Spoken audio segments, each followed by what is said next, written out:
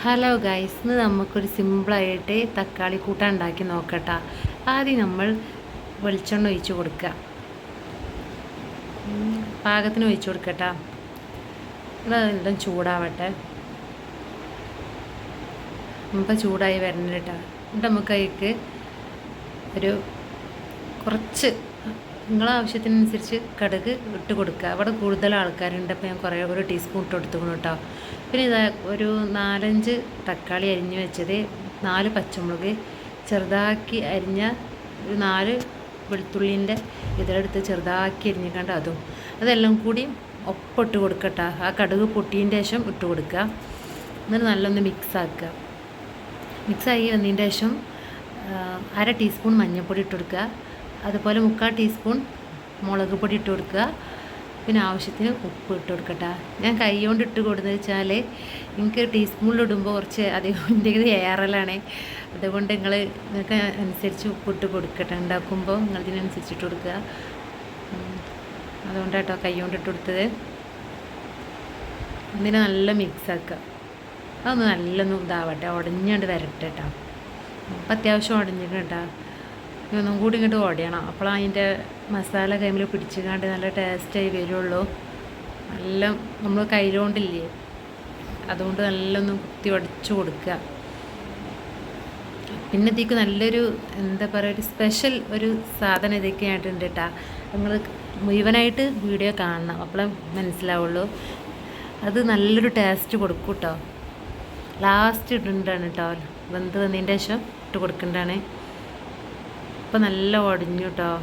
ഒന്നും കൂടി ആവാണ്ട് ഒന്നാവട്ടെ. എന്തായാലും ഞാൻ പറഞ്ഞ സാധനം ഇതാ ചപ്പിട്ടാ.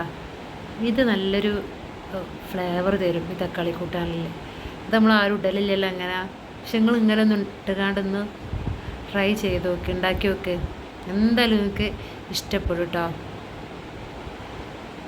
ഇപ്പം ഏകദേശം ഒന്ന് ആയി വന്നിക്കണു. ഇനി നമ്മൾ കുറച്ചൊന്ന് വെള്ളം ഒഴിച്ച് കൊടുക്കാണ്ട് അപ്പോൾ നല്ല ഒന്നും കൂടി ഒന്ന് ഉടക്കട്ടാ.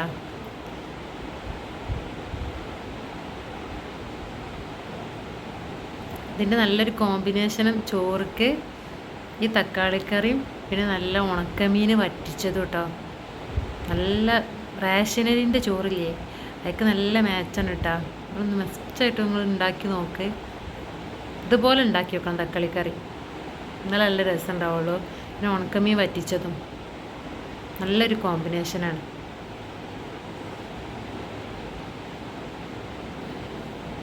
അപ്പം ഏകദേശം റെഡിയായി വരുന്നു കേട്ടോ. അത് ഉടഞ്ഞിട്ടില്ലേ, നമ്മൾ നല്ല കയ്യിലുകൊണ്ട് നല്ല കുത്തി ഉടക്കണം.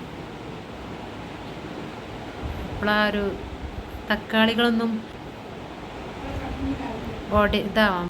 ഇപ്പോൾ ഇതായി തുടങ്ങി കേട്ടോ. വെള്ളമൊക്കെ വറ്റി വന്നിക്കണം. ഇതാ ഞാൻ പറഞ്ഞ കോമ്പിനേഷൻ, റേഷനരിൻ്റെ ചോറും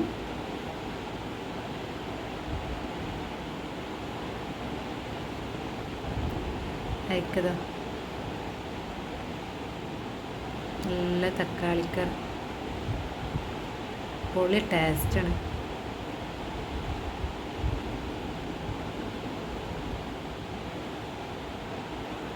ഉണക്കലും